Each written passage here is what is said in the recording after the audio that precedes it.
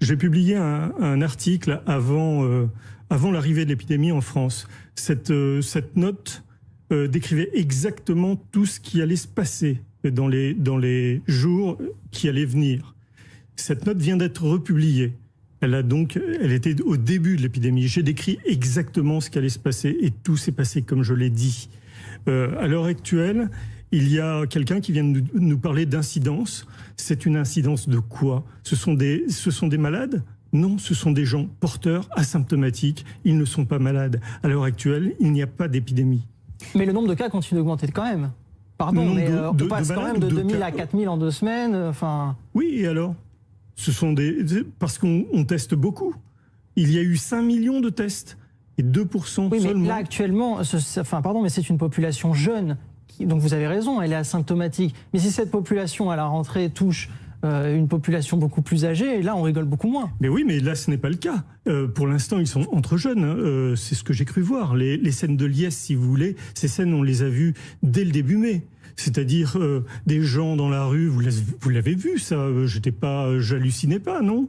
Les manifestations, les fêtes de la musique, tout le global mixing auquel on a assisté, c'est-à-dire les vacances. Est-ce qu'il y a eu un redémarrage de l'épidémie ? Non, il y a eu beaucoup de tests de fait.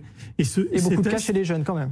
Pardon ? Et beaucoup de cas chez les jeunes. On en aurait trouvé encore beaucoup plus si on avait eu les tests. Au moment de l'épidémie, on aurait eu beaucoup plus de cas. C'est une autre question. 2 reprises, 2 personnes ont dit sur ce plateau qu'il ne fallait pas dire autre chose qu'un certain type d'information. Moi, j'essaye d'apporter à la population des éléments de scientifiques qui tentent... Je n'ai pas d'opinion.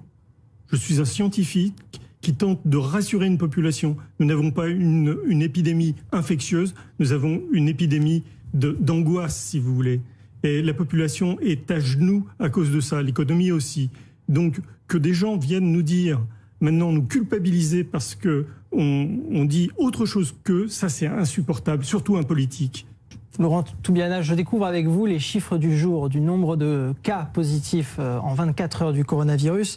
3602 cas en 24 heures, on l'a dit. Donc, il y a ce casse-tête de dispositifs de sécurité pour l'exécutif. Selon vous, ces mesures, c'est déjà trop. Est-ce qu'avec 3602 cas en 24 heures, on ne continue pas de se dire quand même qu'il y a une reprise de l'épidémie ? Une reprise du nombre de cas porteurs du Covid, d'accord ? Y a-t-il plus de malades ? Y a-t-il plus de morts ? Non. Non, j'aimerais revenir sur un point qui commence à me choquer énormément, personnellement. À plusieurs reprises, des personnes ont voulu m'intimider pour me dire « Non, vous ne devez pas parler. C'est tout à votre honneur de me laisser parler et je vous en remercie. C'est l'honneur aussi de la France d'avoir une multiplicité de points de vue et qu'on vienne me dire que j'apporte de la confusion alors qu'il y a eu pendant 6 mois, une confusion totale, des atermoiements dans tous les sens, tout le monde s'est trompé. C'est insupportable d'entendre ça. Donc, je vous remercie encore. Personnellement, ce que j'ai écrit au début de la crise reste toujours valable. Je me demande pourquoi, il faudra répondre à cette question, pourquoi les gens qui se trompent tout le temps, on continue à les entendre, ils ne sont pas discrédités, alors que ceux qui ont donné les bons chiffres, eux, on les critique. Je prends beaucoup de risques en faisant ça parce que je n'ai rien à gagner. Je cherche simplement à donner des informations positives. Je suis chercheur, je n'ai pas d'opinion. Je donne juste ce que je vois et ce que je vois est incohérent avec tout ce qui est mis en place. C'est tout.